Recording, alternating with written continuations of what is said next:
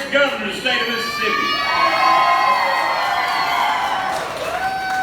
I drove down from Houston, Mississippi this morning with my lovely wife, Debbie, and it's an amazing thing about the power of a praying woman. One that prays for a heathen like me every day and keeps our family going. I'm glad also to have Annabelle with me. 16 years ago today, I guess today, it was 16 years ago I spoke here, and Annabelle was 6 weeks old. And I'm glad to have her with me. And speaking of pretty girls, I was looking on the website to figure out what time I had to come speak here. And over the website, it had a pretty lady in the middle, had a slim fit, nice looking gown on one side, and then a jovial gown on the other side. It turns out that it was me and Marcia Barber and Governor Barber, and I kind of think back about those 16 years, and I kind of looked at Haley's girth, and I figured out his is about like mine now, so we've grown together, I suppose.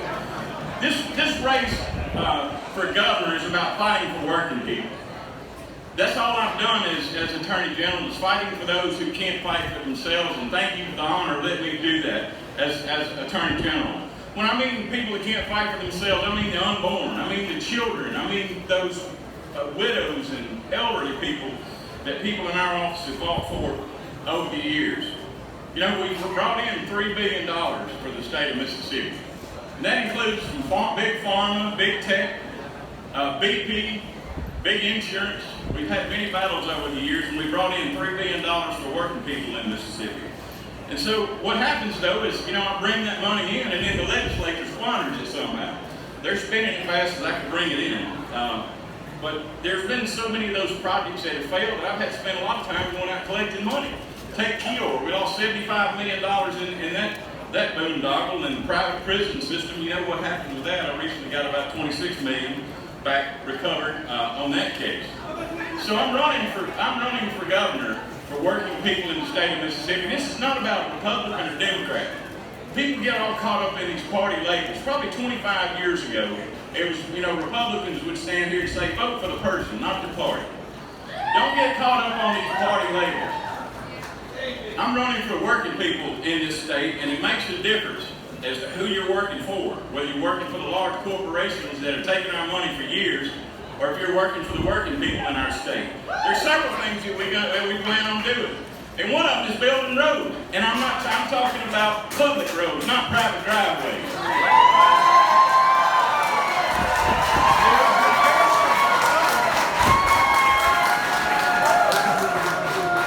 That's 8,000 jobs with working people swinging hammers, and that's the way that you boost your economy.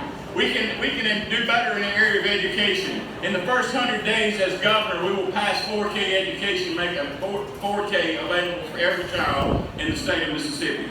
We'll raise our teachers' pay, and we'll fund our schools. And lastly, we haven't funded our programs in our VOTEC in high school like we should, so we're going to have to do it at least through the community college, like we're doing in my 5 counties up in northeast Mississippi. If you go to Itawamba Community College and you live in one of our 5 counties, you keep a 2.0 average, and you can't get a grant or scholarship otherwise, you can go tuition free.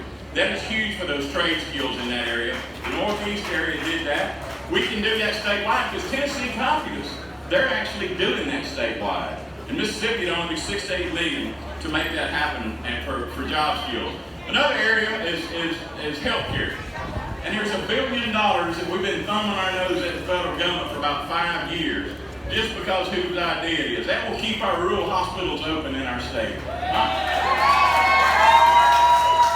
That's 10,000 jobs. That's working people building clinics. Those are the best paying jobs in our rural communities and many of the healthcare clinics. Another area that I think we can do better on is cutting the grocery tax.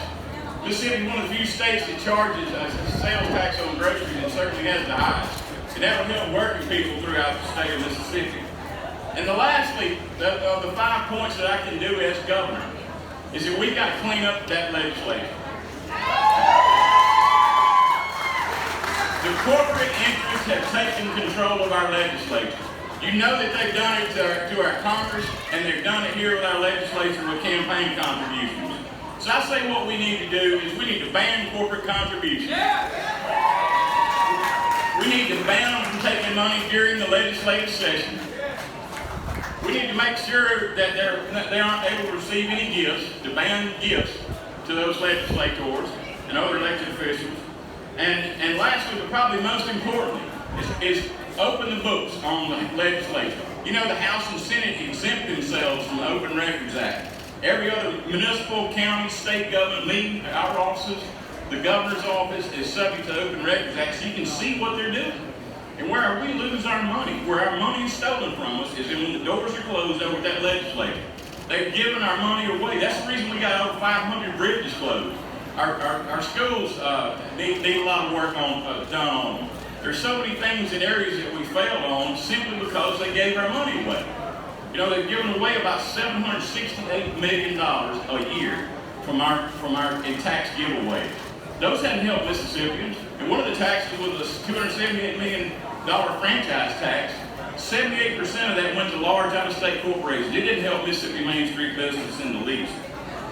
So, you know, this race is kind of heating up. You know, on the other side, I know y'all came to hear me throw a few rocks and the others as well, but when the others are fighting, I've always been told you just let them fight.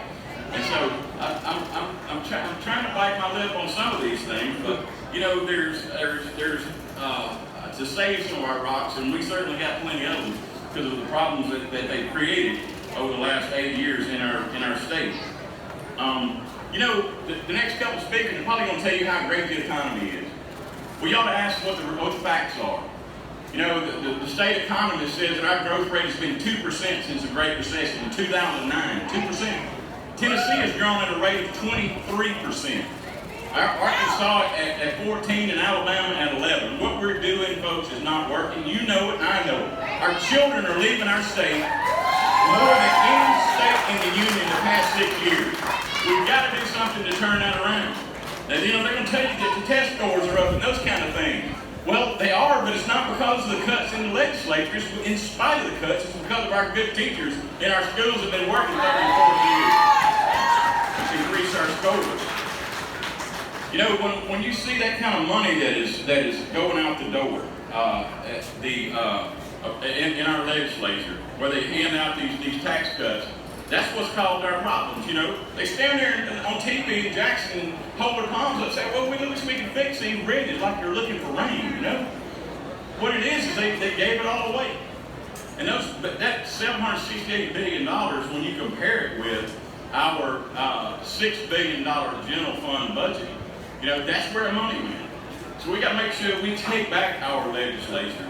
And you're going to hear them get up here and talk about some liberals up in Washington. You know, that's when you better watch out about this partisan labeling stuff. You need to pay attention to it. Because when they start talking about labels and not about issues, there's something going on there, and it's something that you need to look through. In fact, one of them about to speak is one of those that acts like those in Washington. All he's in there for is to raise campaign funds. Where do y'all think that $7 million came from? It came from us. He sold us out for our state, and it's time for us to take that legislature back. Now, I go over to the legislature. I talked to Democrats and Republicans before I decided to run in this race. A lot of Republicans encouraged me to run. They don't see me as being partisan either way. They know that the most likely group that we're going to get reelected are going to be conservative, just like it is right now. I wouldn't run if I didn't calculate that in the situation. No crazy laws or liberal stuff is going to get passed in that legislature. See, you ask them, you know, what are you talking about, liberal and all the Washington stuff? I mean, that's got nothing to do with what will happen here in Mississippi, what that legislature passes.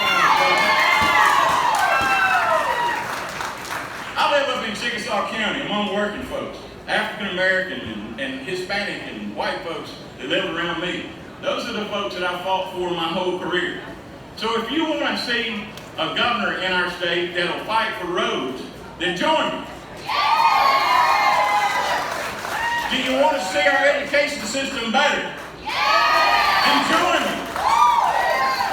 You want to see our rural hospitals stay open and our health care better? Then join me. This is an important race. I'm sure politicians have stood up here for hundreds of years and told people that, but we're at a turning point. Our kids are leaving our state, going to Nashville, Atlanta, and all these other cities. It's time for us to take our state back from the corporate interests that have controlled our legislature.